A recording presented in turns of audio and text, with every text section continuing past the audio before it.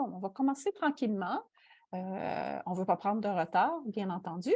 Donc, bienvenue à tous. Et puis, bon, je souhaiterais la bienvenue au fur et à mesure de l'entrée des auditeurs. Donc, aujourd'hui, on va avoir une causerie fromagère au sujet de la polyvalence des équipements en fromagerie, les avantages et les inconvénients. C'est M. Normand Champagne de Qualtech qui va nous faire cette présentation.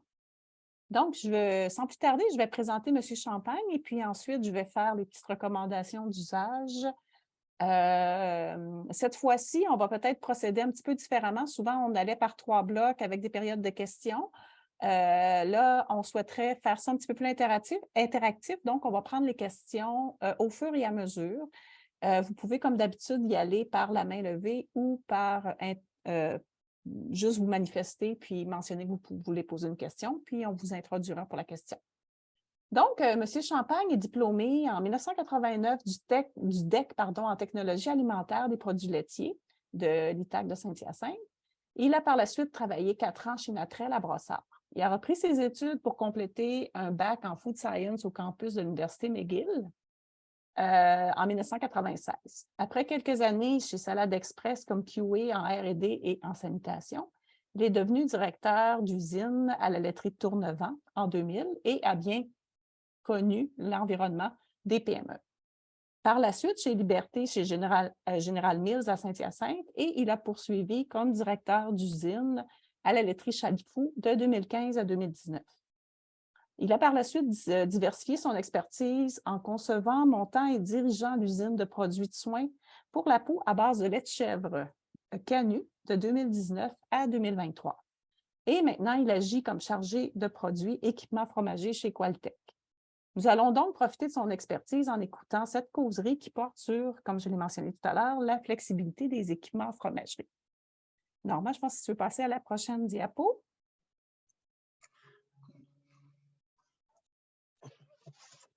Oui, voilà. C'est bon, merci. Donc, pendant la présentation, on va apprécier que les micros soient sur mute et les caméras cachées. Puis, si vous voulez clavarder, il y a la boîte de chat qui est disponible. Moi, je surveille les manifestations sur le chat.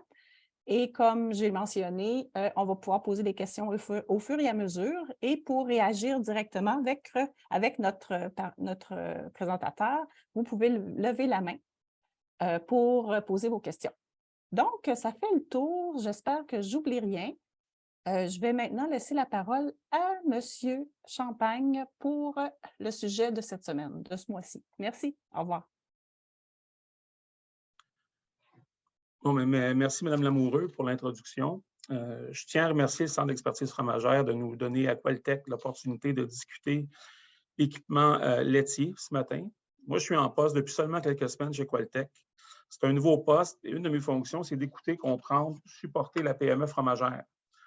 Ça tombait donc pile que je fasse la présentation ce matin. Prenez note aussi que je ne suis pas un vendeur. La grande majorité des photos d'équipements que vous allez voir proviennent des archives de Qualtech, mais il existe d'autres fabricants ou marchands, comme Fromagex, comme SSQ, comme IAI, par exemple, qui peuvent fournir des équivalents. Le but, c'est vraiment de parler ce matin d'équipement et de polyvalence. Je vais vous entretenir la polyvalence des équipements fromagers, les avantages et les inconvénients. N'hésitez pas à lever votre main, comme Mme Lamoureux le disait, votre main numérique en cours de présentation. Si vous avez des questions, ça dynamise les échanges et l'intérêt. Au départ, la polyvalence, ça entraîne souvent des compromis. Au départ, la polyvalence entraîne souvent des compromis. On a une idée très précise des besoins fonctionnels et d'un autre côté, les besoins de deuxième ligne qu'on projette pour l'entreprise. On doit pouvoir concilier les deux, mais le résultat est souvent un compromis. Le choix de compromis sera fait en tenant compte de la durée estimée qu'on va rouler avec cet équipement-là. Si l'entreprise est naissante, si elle vient de décrocher un contrat important ou si elle a la maturité de diversifier son offre, son besoin en polyvalence va varier. De façon générale, la polyvalence va rendre de grands services à une fromagerie qui est en démarrage. Parce qu'au démarrage, il y a déjà plusieurs décisions importantes à prendre et chaque décision apporte ses deuils. Si on décide de bâtir près de la ferme, de faire son fromage fermier, on peut être en contrôle pour faire des fromages extraordinaires, mais ça peut être plus difficile d'attirer des clients au début. Si on est dans le fond du rang 8 à Saint-Théodore de Lens-au-Foin. Même chose pour la surface de l'établissement. Les coûts de construction montent en flèche. Avoir de la surface au cas où, ça devient un luxe. Les pieds carrés, ça devient stratégique. Pour un entrepreneur qui veut démarrer sa fromagerie, les types de fromages sont souvent bien définis dans sa tête, mais doit comprendre que chaque type apporte ses besoins particuliers. Produire du fromage frais versus de l'affiné apporte deux cahiers de charges bien différents. Puis en parallèle à ce qu'on veut faire, il ne faut pas oublier qu'il faudra se conformer aux exigences du MAPAC ou de la CIA et que les idées de départ ne sont pas toujours compatibles avec leurs exigences. Les réseaux de refroidissement, chauffage, ventilation sont liés directement à la qualité des produits finis. Meilleur le contrôle, plus cher sera les réseaux. C'est important ici de bien décider où tracer les lignes sans compromettre la qualité de nos produits.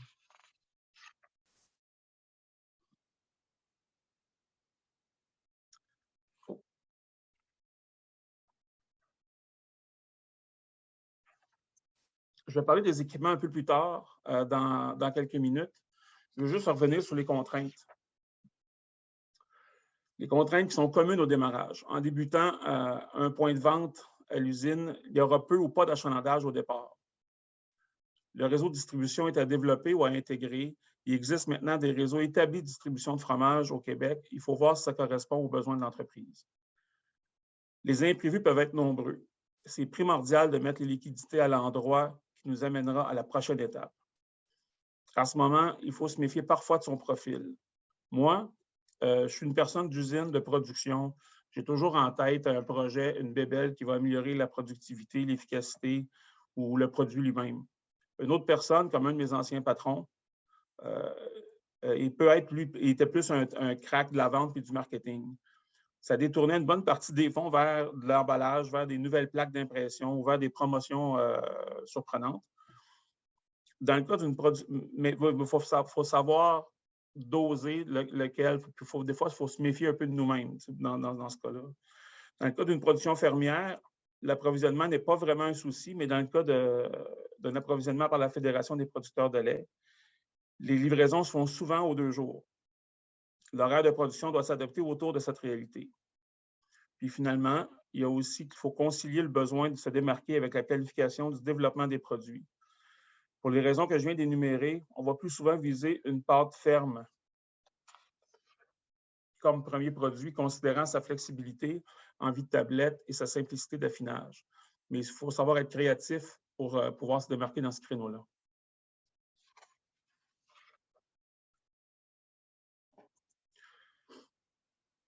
Les équipements ou les éléments de fabrication, j'ai fait des catégories un peu arbitraires. Il faut recevoir et entreposer le lait. Il y a la pasteurisation du lait, la fabrication fromagère qui comprend l'acidification, caillage, décaillage, la finition, le pré-pressage. J'ai ajouté aussi l'emmoulage en ayant les pâtes molles en tête. Ensuite, j'ai fini avec le lavage, les pompes et les valves. Comme entreposage, j'ai mis un silo avec alcôve et un réservoir de ferme. Quand j'ai débuté chez Laiterie Tournevent en janvier 2000, on recevait notre lait dans un réservoir Mueller de ferme de capacité d'à peu près 8200 litres. Le réservoir a gardé sa fonction de réception pendant à peu près 3 ans avant de devenir un réservoir de standardisation. C'est un bel exemple de polyvalence au démarrage. Puis, en comparaison, autour de 2013, chez Liberté, on a acheté 6 silos de 120 000 litres chacun en même temps. On était à ce moment-là dans une phase de développement qui demandait des équipements dédiés. On n'était plus en phase vraiment de polyvalence, on était en phase de production en grosse croissance. Pour la pasteurisation, il y a 2 systèmes principaux. La pasteurisation continue est connue comme le traitement HTST basé sur une température plus haute et un temps plus court. La deuxième étant la pasteurisation lente ou à batch. On lit ou on entend parfois que la pasteurisation lente donne un meilleur goût au fromage. Récemment, il y a quelques semaines, il y a eu le US Championship Contest pour le fromage aux États-Unis. Puis le grand gagnant, c'est un Gouda âgé qui a l'air très bon. C'est fait à la ferme Arethusa au Connecticut. Puis j'ai été voir un peu sur YouTube, puis j'ai entendu que eux, un de leurs secrets, c'est de dire qu'ils pasteurisent en pasteurisation lente. Ça donne plus de goût au fromage. Moi, de mon côté, j'ai déjà vu des tests qui ont été faits pour des transferts de production qui étaient faits en pasteurisation lente, puis qui s'en allaient dans des usines en HTST, puis les tests à l'aveugle n'ont jamais pu démontrer de différence vraiment. Donc, je ne dis pas que ça ne se peut pas, mais généralement, ça a plus ou moins d'impact, selon moi, là, sur la qualité et le goût du produit fini.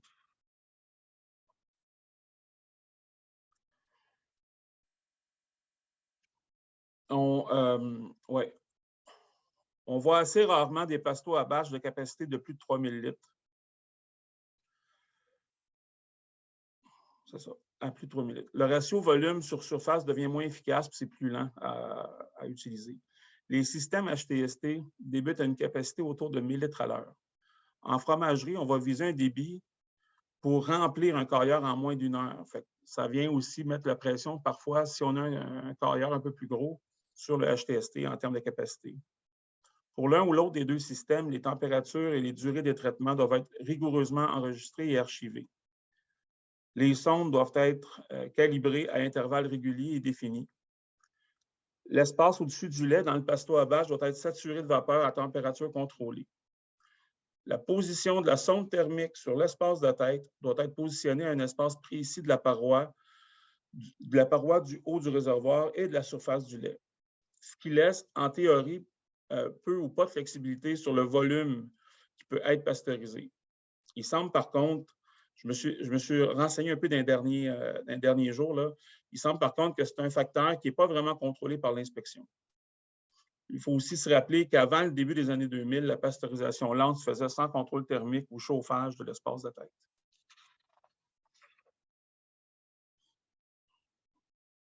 J'ai fait 3 scénarios d'équipement pour du démarrage. Le premier, c'est le plus simple. En prenant un équipement qui englobe la réception du lait, sa pasteurisation, sa fabrication. Attendez, ça clique plus. Okay. Sa fabrication et sa finition. La possibilité de pré-pressage puis aussi de lavage.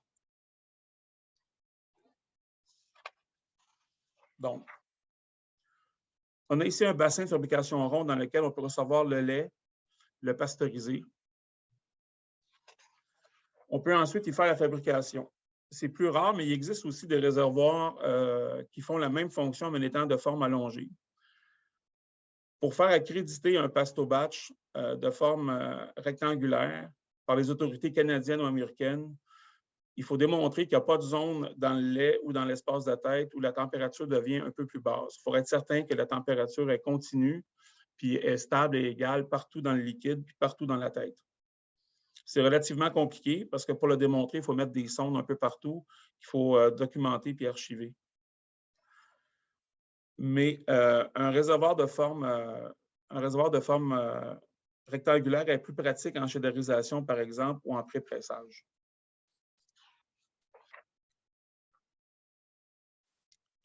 Avec ce premier scénario-là, un réservoir qui fait tout. On reçoit le lait dedans, on pasteurise, on fabrique. On fait une grande économie en équipement, une grande économie en pieds carrés. Ça permet aussi de retarder l'acquisition d'un bassin de lavage. Je vais donner plus de détails un peu plus tard, dans quelques minutes, sur les options de lavage que ça donne. Si on revient sur les désavantages, c'est sûr qu'avec juste un réservoir, tout le lait reçu est transformé en une seule production. Le lait que tu reçois, c'est le lait que tu transformes, que tu produis. Ça limite la capacité à la fréquence de réception. Si on marche avec la fédération puis que le camion il passe juste aux 2 jours, ça vient limiter encore plus. Là, je vous parle d'expérience, mais qui date, je ne sais pas si aujourd'hui ça a changé avec l'éclosion de plusieurs petites fromageries. Moi, dans le temps, avec Tournovent, c'était difficile de gérer les journées. On avait 2 jours dans la semaine, c'était ces journées-là qu'on recevait du lait. Une production qui inclut la pasteurisation, c'est-à-dire tu démarres la pasteurisation là, avec du lait froid jusqu'à la fin, puis le lavage à la fin de la production de fromage. Ça peut représenter entre 6 et 8 heures. Fait que c'est comme mentionné plus tôt, sachant qu'on a moins de flexibilité sur le volume traité, ça fait quand même des bonnes productions qui sont assez longues.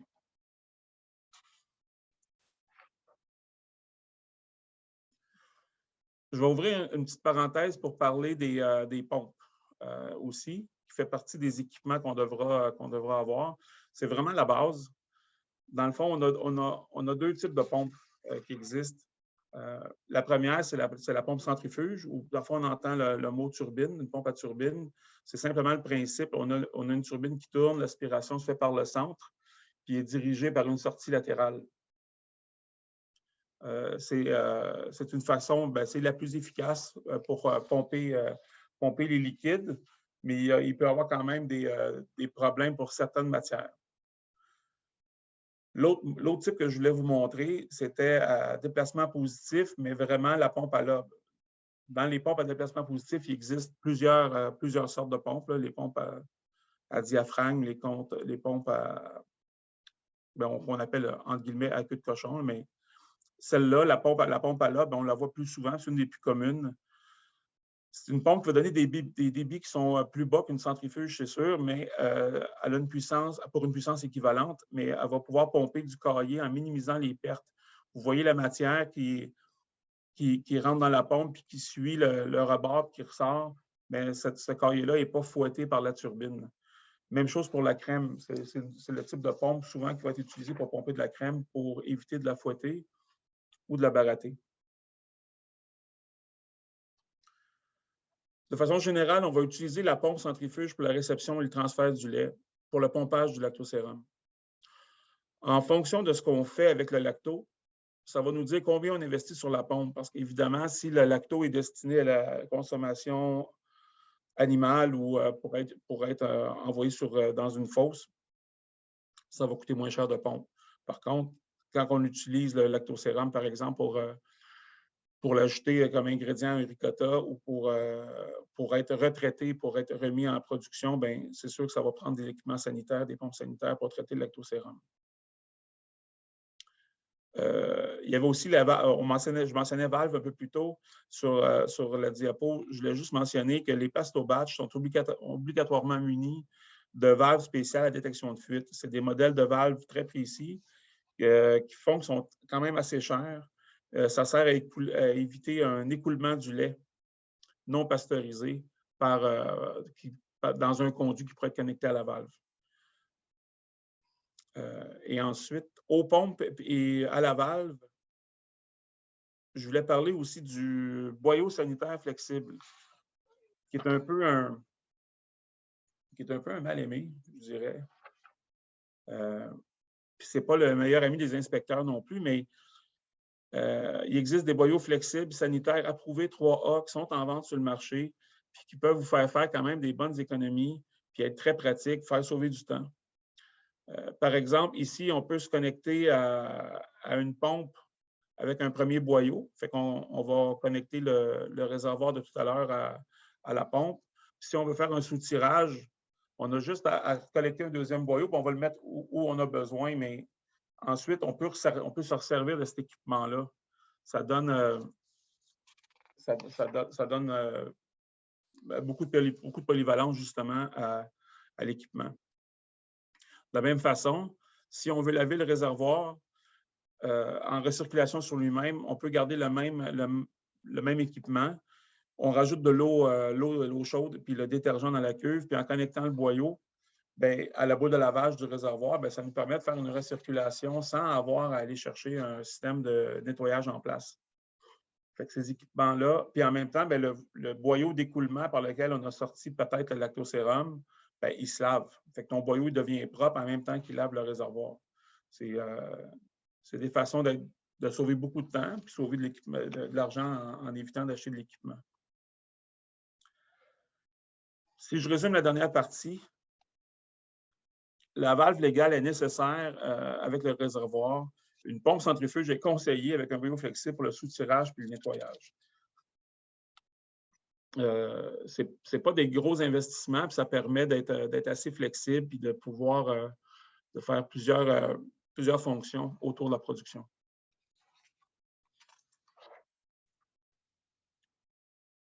Ça nous amène maintenant au deuxième scénario. Normand, je vais peut-être me permettre de te faire une petite pause. C'est trop tôt, tu as encore beaucoup de contenu. On peut peut-être juste faire le tour des gens, voir s'il y aurait des questions avant d'embarquer dans ton deuxième scénario. Pour l'instant, je n'en vois pas. Je vais peut-être laisser le temps aux gens d'écrire. Je vais t'en poser une. Il y a quelque chose que je voudrais revenir sur ta présentation. Tu as mentionné que les cuves rectangulaires, bon, c'était plus pratique là, pour des cahiers schédarisés. Puis tu as mentionné, bon, tu as comparé un peu les cuves rondes, les cuves rectangulaires.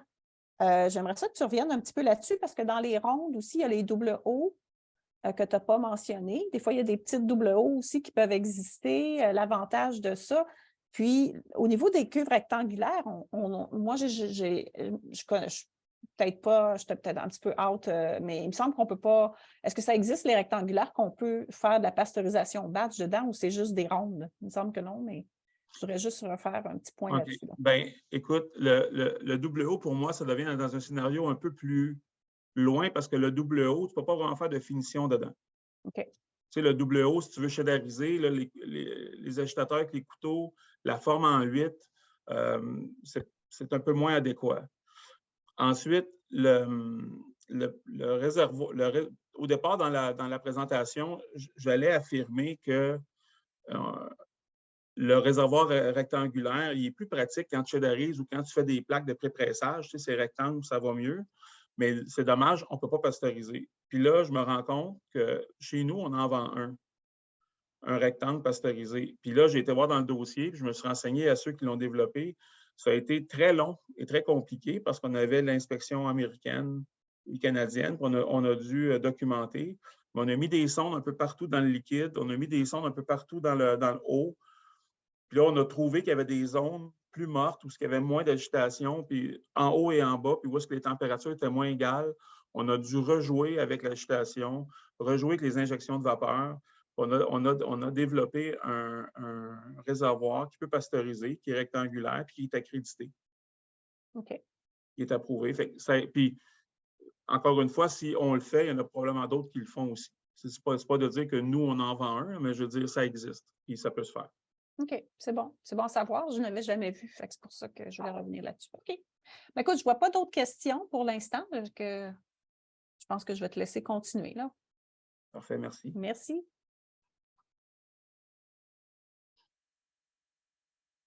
Donc, je reprends au deuxième scénario. Le deuxième scénario, ça amène deux pièces d'équipement. Le premier, ça va être un bassin ou un réservoir qui va faire office de réception de lait pour entreposer le lait cru qui rentre, puis aussi la pasteurisation. On va commencer avec ce réservoir-là. Donc, vous voyez un peu la différence. C'est un réservoir qui est vraiment dédié à la pasteurisation. Attendez. Dans le fond, une des différences que ça donne, c'est qu'il coûte moins cher qu'un réservoir qui fait les deux, là, qui fait aussi la fabrication de fromage. Il y a une économie d'espace parce que vous voyez, le diamètre est plus petit et il est fait plus en hauteur. Ça amène, il n'est pas écrit ici, mais comme avantage, l'autre avantage, c'est que ça amène une pasteurisation qui est un peu plus efficace, dans le sens que le ratio de volume sur surface de contact est meilleur pour l'échange thermique. Là. Le ratio est un peu plus petit. Fait que ça amène des traitements thermiques en chauffage ou en refroidissement qui sont un peu plus rapides. Encore une fois, le désavantage de ce scénario-là, c'est que tout le lait doit être traité en une fois. On a un réservoir, puis on a reçu le lait dedans, donc on le pasteurise tout ensemble en même temps. La quantité de réception est limitée par la capacité du pasto. On ne peut pas vraiment en recevoir plus. En théorie aussi, il y a peu de flexibilité sur le volume pasteurisé, comme je parlais tout à l'heure. On devrait, en théorie, recevoir le lait pour que les sondes soient à la bonne distance de la surface du lait. Et puis ensuite, j'ai rajouté ça parce que ne va pas être rempli par la valve. C'est la valve spéciale qu'il y a à l'entrée ou pour drainer le pasto, c'est une valve écoute, en termes anglais, on dit une plug valve, mais qui a la détection de fuite. Par contre, quand on rentre le lait par cette valve-là, il y a quand même des interstices. Puis, écoute, moi, là, j'aurais des doutes parce que si tu rentres du lait cru par cette valve-là, tu fermes la valve, tu fais ton traitement thermique, bien, dans la partie externe de la valve, il reste quand même peut-être un peu de lait cru dans les interstices de la valve. Je ne suis pas sûr, moi, si je la remplirais en passant par cette entrée-là ou si je ne me trouverais pas une autre entrée pour mettre le lait ou passer par-dessus avec un coude, mais pour remplir le réservoir, mais pas rentrer le cru par la valve de sortie pour éviter les contaminations croisées. Voilà. Là, je ne lisais plus mon texte. Je vais aller voir, je suis rendu de traiter une fois. C'est ça. Voilà. C'est bon.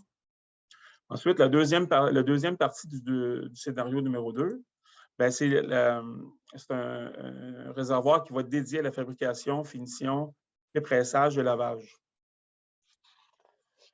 On en a un ici. Il pourrait être rond et il pourrait être... c'est un bassin de fabrication où on peut faire la finition, le pré-pressage et le lavage. Ça peut être de forme ronde, ça peut être mais la forme rectangulaire, selon moi, est toujours un peu plus pratique pour la cheddarisation quand on fait les ondins, on fait les retournements. Puis encore une fois, pour le pré-pressage, quand on fait faire des plaques puis qu'on découpe ensuite les gâteaux, c'est sûr que c'est un peu plus pratique d'avoir une forme géométrique rectangulaire au carré.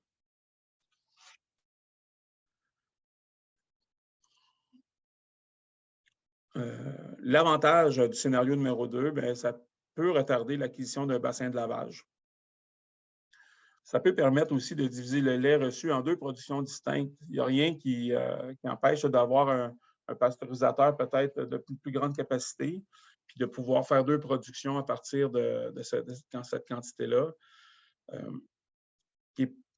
Oui, c'est ça. Qui n'est quand même pas toujours le scénario idéal parce que vous allez devoir pasteuriser toute la quantité, redescendre, supposons, à 30 quelques degrés pour transférer le lait pour la première production, puis continuer à descendre la portion restante dans le pasto à une température de conservation là, sous les 4 degrés, puis éventuellement réchauffer pour le remonter peut-être à 30 quelques degrés pour faire une deuxième production.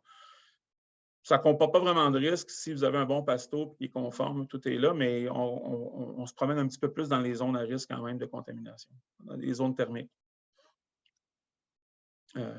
Puis en faisant ça comme ça, en ayant la pasto séparée, c'est plus facile de faire 2 productions quotidiennes.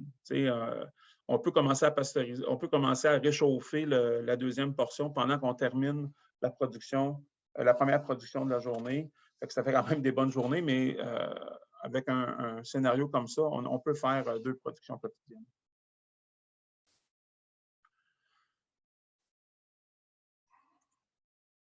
Il y a des avantages si on sert quand même du bassin de fabrication comme bassin de lavage ou trempage, il n'y a pas beaucoup de turbulence dedans.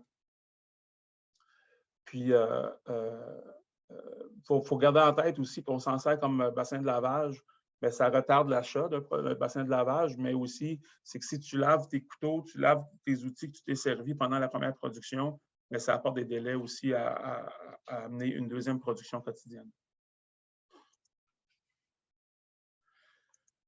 Je reviens encore avec, pour le deuxième scénario, là, avec les pompes et les valves.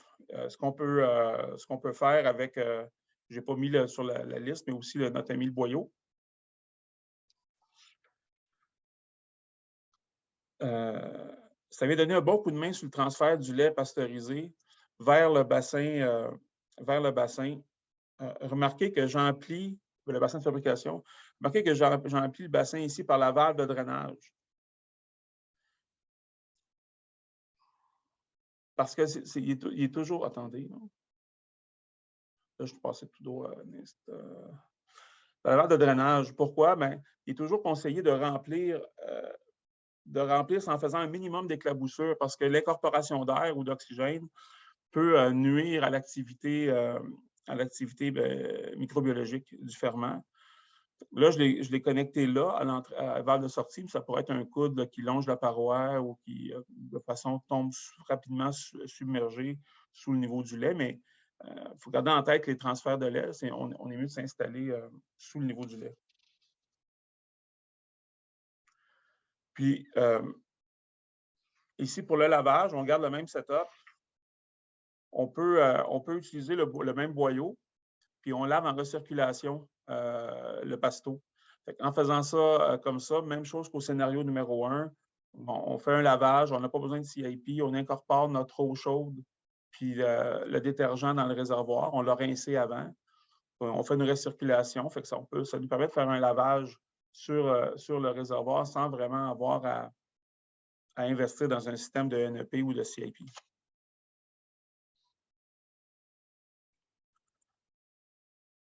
Pour, là, j'ai fait un dessin un peu rudimentaire. Je disais plutôt que le bassin de fabrication, il faisait un bassin de trempage pas très performant. À l'époque, quand je travaillais chez Tournovent, on avait une pièce en inox qui ressemblait un peu à ça. Le bout inférieur était obturé. On avait des trous pour permettre à l'eau de sortir, des trous percés pas très grands, là. On est dans l'ordre du 3-8. Là, en haut, là, ça pourrait être fini avec un coude. Il peut y avoir des braquettes pour accrocher sur le bord du bassin. Mais en ayant une buse comme ça, ça permet de faire de meilleurs lavages. Si je reviens au bassin de fabrication, au départ, on va faire le soutirage du lactosérum, on va mettre un filtre à fine à la sortie du bassin, puis avec le boyau, on va pomper le lactosérum, on va faire le soutirage. Par la suite, on va vouloir faire le lavage. Si on veut faire le lavage de type COP, comme je vous disais, puis s'en servir comme bassin de lavage, on va venir connecter la pompe. Là, on ne le voit pas, mais la buse que vous avez vue tout à l'heure, mon dessin, là, il serait comme dans le bassin ici. Et en faisant ça comme ça, on peut avoir une très bonne turbulence. Ça brasse pas mal. Puis quand on met les outils à laver ou l'outillage dans le réservoir, bien, ça peut faire un très bon travail. Moi, par expérience, là, on avait un vieux séparateur Alpha Laval qui était une antiquité. Puis, on devait le démonter à tous les jours. C'était lavé à la main. Puis, dans un réservoir comme ça, bien, on avait une pompe de 7,5 HP de mémoire. Puis, c'était suffisant. Là, il y avait beaucoup de turbulences, puis ça lavait bien. T'sais.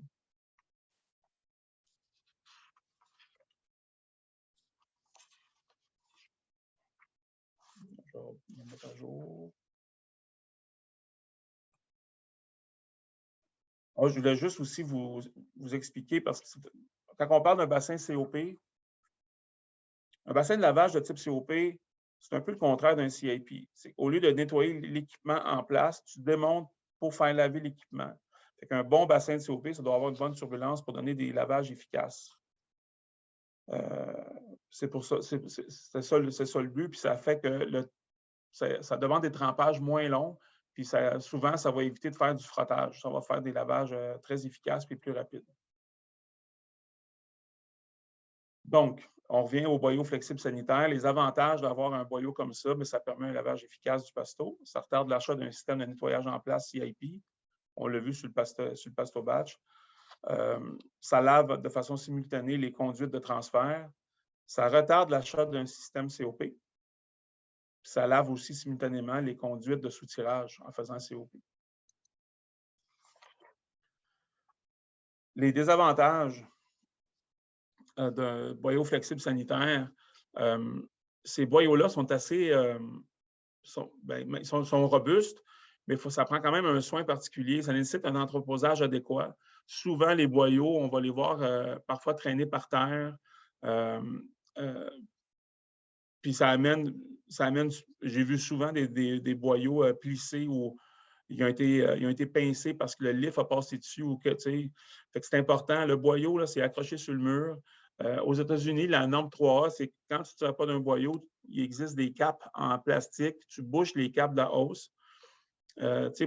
Puis le moins possible de cogner les férules au bout de la hausse, là, les cogner par terre pour être sûr qu'on a toujours des férules qui sont droites, qui sont lisses, qui ne sont pas poreuses ou graffinées. Ces boyaux-là peut quand même coûter assez cher à l'achat, mais si on en prend soin, ça va durer longtemps.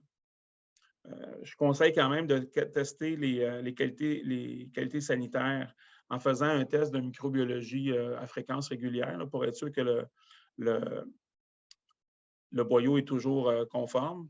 On peut faire ça avec on met un eau en résidence pendant un certain temps dans le boyau, puis on teste l'eau.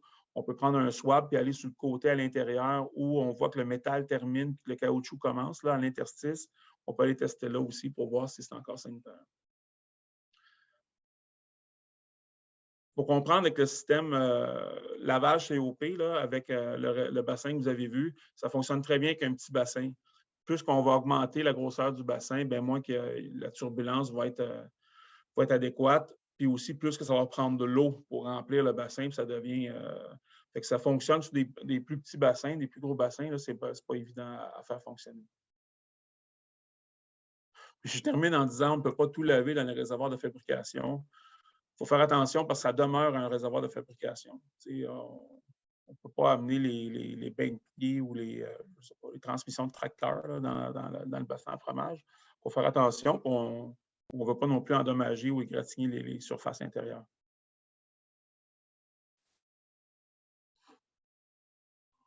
Troisième scénario. Troisième scénario pour un démarrage toujours.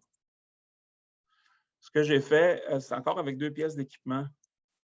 Donc, le premier, ça va être un bassin qui peut faire l'entreposage, la pasteurisation, fabrication, puis peut-être la finition. Donc, c'est exactement le même bassin qu'on avait au scénario 1, à laquelle on ajoute, le bassin auquel on ajoute une table de finition. Mais une table qui peut quand même faire plusieurs fonctions. Vous voyez ici, là, à gauche, on a le bassin qu'on avait au scénario numéro 1, c'est-à-dire qu'on peut pasteuriser, on peut fabriquer. Puis, par contre, on peut faire la finition dans cette table-là. Là, la table a l'air très rudimentaire. C'est une table, chez Qualitech, on l'appelle la table de pré-pressage hybride. Mais c'est une table qui a plein d'options, puis qui s'adapte un peu à toutes les fabrications, puis surtout qui est évolutive dans le sens qu'au départ, à l'achat, la table elle peut être assez simple, puis d'un coût assez bas. Puis après ça, en fonction des besoins, on peut aller chercher les options nécessaires pour les types de fromages qu'on développe.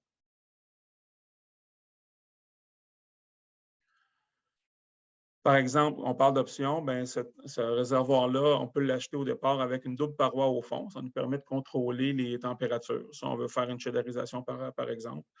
Elle peut venir avec une agitation mécanisée. C'est toutes des choses qui peuvent se rajouter plus tard, qui peuvent être étalées dans le temps.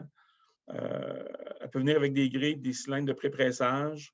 Elle peut venir à la table, on peut acheter des répartiteurs pour faire de l'emmoulage.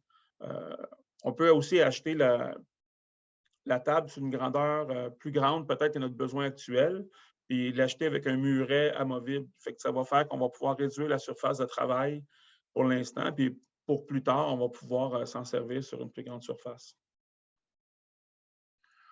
J'ai un exemple ici d'agitation mécanisée. Fait que vous voyez, c'est à peu près la même table, mais c'est une option plus grande. La table est plus grande que la première que j'ai montrée. Vous avez le panneau de contrôle à l'arrière.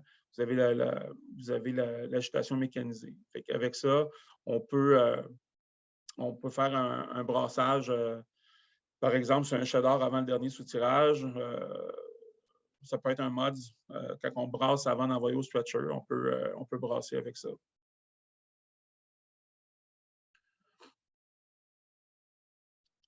D'avoir une agitation mécanisée, ben, c'est assez simple. C'est sûr que ça amène une économie de temps et d'effort, surtout si on commence à avoir des volumes un peu plus importants en production.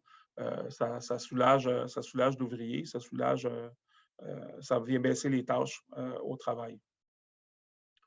Une autre option qui vient avec ce type d'équipement-là, c'est pour faire des pâtes pré-pressées. Vous voyez ici la table. Dans le fond, c'est un ajout de grille au fond pour être sûr qu'on est bien au niveau, qu'on ne suit pas nécessairement la pente du réservoir, des grilles sur le dessus. Ça vient aussi avec des cylindres. J'ai vu des clients qui, au lieu de mettre des cylindres, vont utiliser des pesées. Il existe des façons de faire des pesées puis on peut ajuster facilement. Là. Chez Tourneval, dans le temps, on prenait des pesées qu'on met sur les haltères en plastique. Fait que ça pouvait s'assainir facilement. Puis on pouvait facilement dire, je rajoute un 5 kg, un 10 kg, un 15 kg. On pouvait contrôler le poids comme ça. J'ai vu plus récemment des gens qui prennent des seaux sanitaires qui ne vont jamais par terre, puis ils vont mettre une quantité de liquide dans le seau avec un couvercle, puis ils peuvent contrôler le poids aussi comme ça. Ça évite d'acheter les cylindres. On voit mieux ici les grilles qui vont au fond sur le dessus. On voit le muret amovible aussi en bas à gauche. Puis ensuite, le système de cylindres qui va avec la table. La table aussi peut servir à l'enmoulage. Donc, les deux autres options, là, tu as ton cahier dans ta table, ça te prend une autre pièce pour pouvoir emmouler, par exemple, une pâte molle. Dans le scénario numéro 3, c'est que tu peux faire cette étape-là dans le premier bassin, qui sert aussi de pasteurisateur, puis ensuite, tu peux faire ton emmoulage dans la table.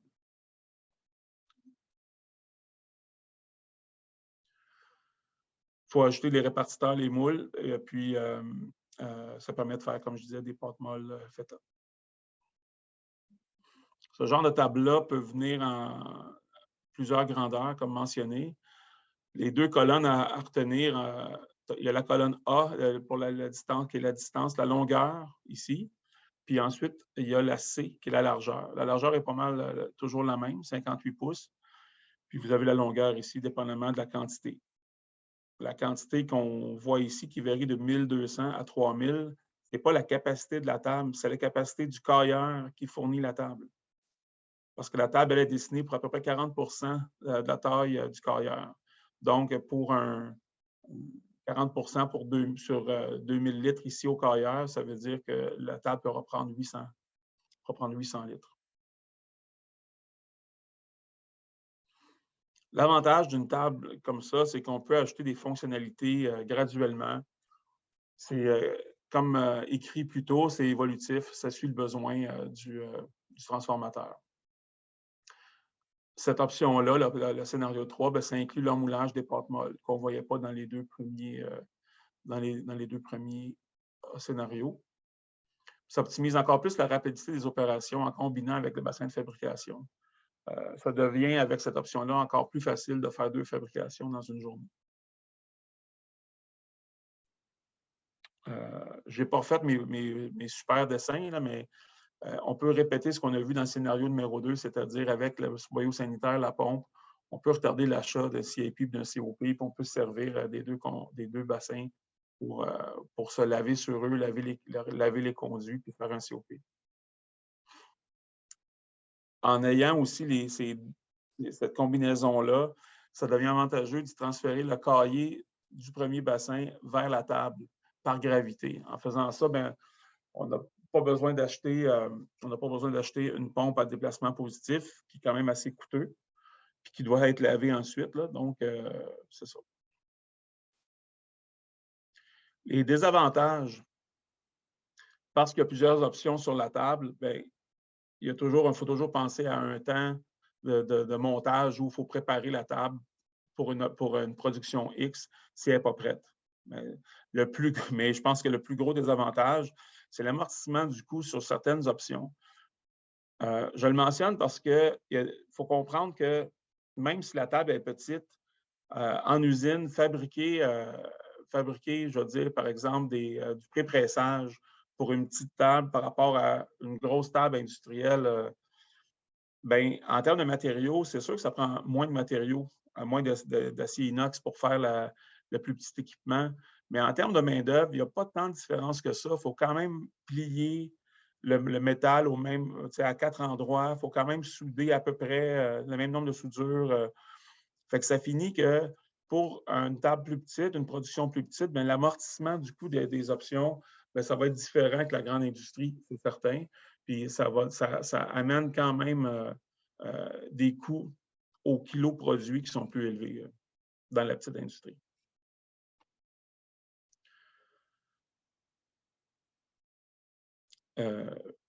On a parlé jusqu'à maintenant, ou j'ai parlé jusqu'à maintenant de plus de démarrage. Si on parle de croissance des ventes, pour que ce soit le premier, le deuxième ou le troisième scénario, la croissance, puis quand je pense croissance, là, je pense à l'activité primaire là, du démarrage. Bon, ben, à un moment donné, ça se met à croître, puis il y a plus de production. Bien, pour pallier à ça, bien, la première étape à faire dans n'importe quel des trois scénarios, ce serait d'acheter un réservoir de réception de lait. Puis minimalement, là, le double de la capacité de la pasteurisation pour pouvoir avoir plus de capacité puis produire à tous les jours. Ça permet d'augmenter la production sans augmenter la fréquence des livraisons de lait. Ça permet de faire 2 productions quotidiennes, même si c'est plus contraignant au premier scénario. Là. Scénario 1, ça va peut-être amener 2 relèves. Puis ça amène plus de flexibilité sur les quantités de lait traitées. Parce que depuis le début, on parle qu'il faut toujours traiter la quantité qu'on a reçue. Ensuite, après la croissance, bien, il va y avoir le développement des ventes puis des besoins qui vont suivre. Parce qu'une fois que ça fonctionne, on a démarré, on commence à avoir une clientèle, puis on voit un peu plus de lumière au bout du tunnel, bien, là, il y a des questions qu'il faut se demander. Est-ce qu'on fait des variantes de format, de goût sur ce qu'on fait déjà? Est-ce qu'on veut aller chercher un contrat pour augmenter le volume, puis aller chercher un coût de production plus bas? Ou on veut élargir la gamme, faire d'autres types de fromages, aller ailleurs, puis élargir l'offre qu'on amène au public? Est-ce que c'est un peu des trois aussi? Il faut faire attention pour ne pas s'étouffer avec les bouchées, là, mais ça pourrait être ça. Fait que l'évolution de la production peut demander de l'équipement plus spécialisé puis moins polyvalent.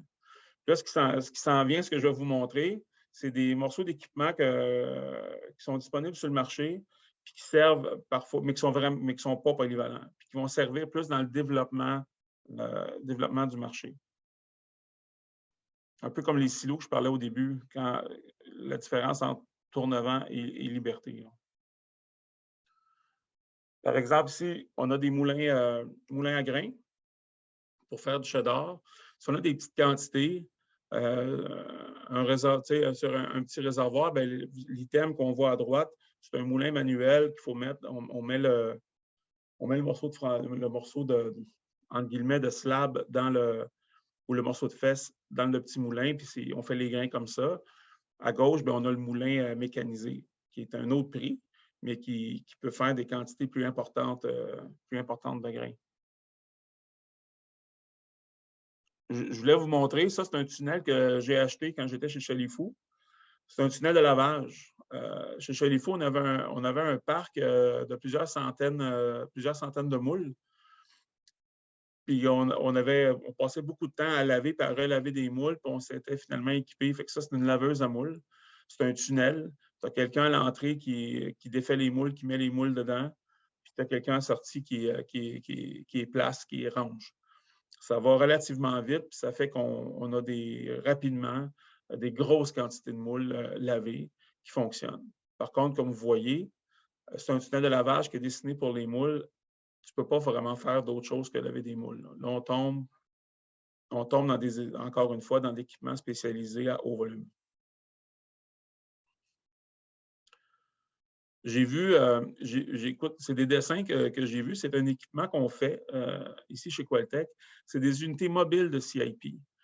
C'est un petit peu un entre-deux, c'est-à-dire que sans avoir une unité de CIP ou de NEP placée dans le coin d'une pièce qui est dédiée complètement, bien, il peut se promener, puis on peut le brancher sur des réservoirs. Fait qu'on peut laver plusieurs réservoirs un après l'autre, sans avoir à se mettre de la tubulure permanente tout de suite à travers l'usine.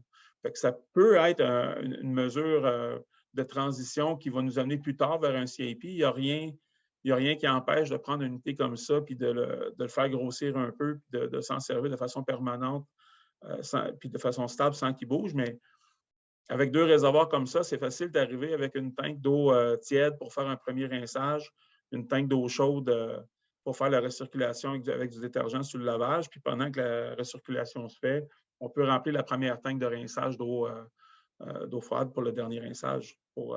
C'est tout. C'est une petite unité qui est quand même assez modeste, puis simple, puis pratique pour se promener en usine.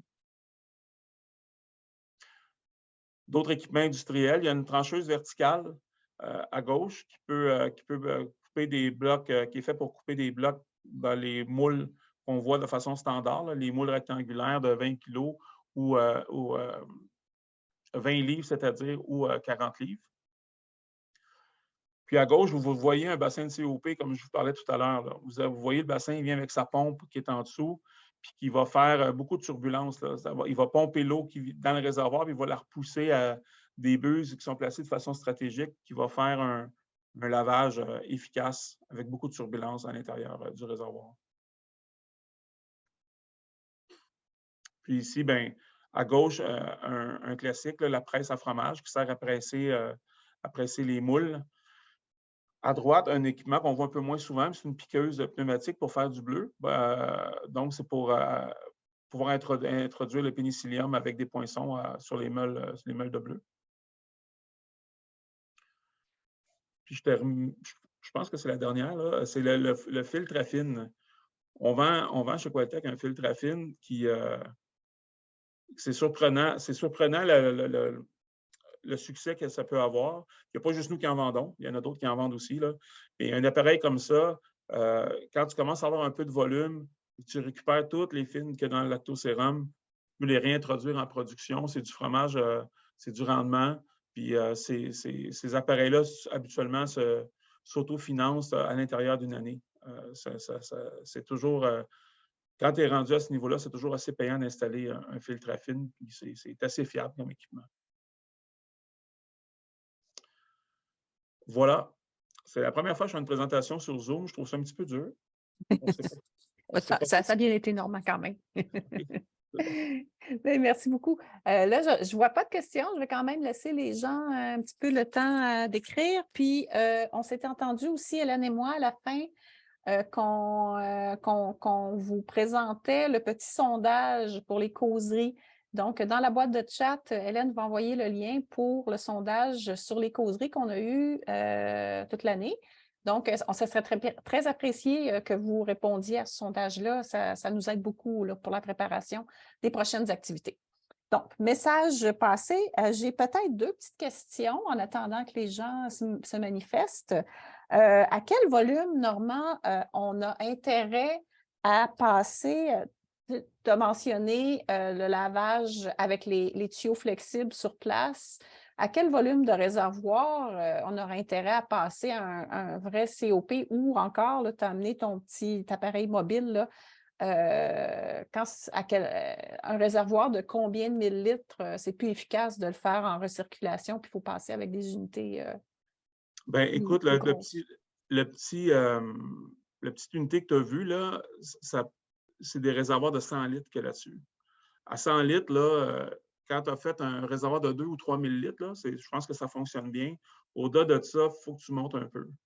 Je donne par exemple un camion citerne, qui est quand même très gros, là, mais les grosses vannes, là, normalement, là, en bas de 800 ou en bas de 1000, là, tu manques de jus un peu. Là.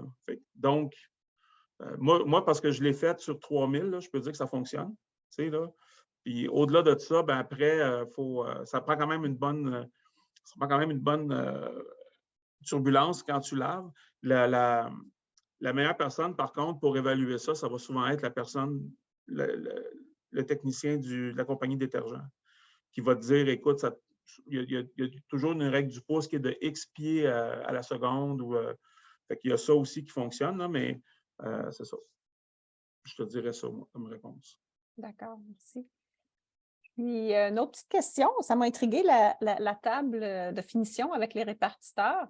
Comment on répartit le cahier pour avoir des poids uniformes entre les fromages avec cet équipement-là? Est-ce qu'il y a un système de répartition mécanique ou manuel qui vient quand on bascule le fromage dans ces tables-là? ne faut pas qu'on ait des poids trop variables au niveau des pâtes molles.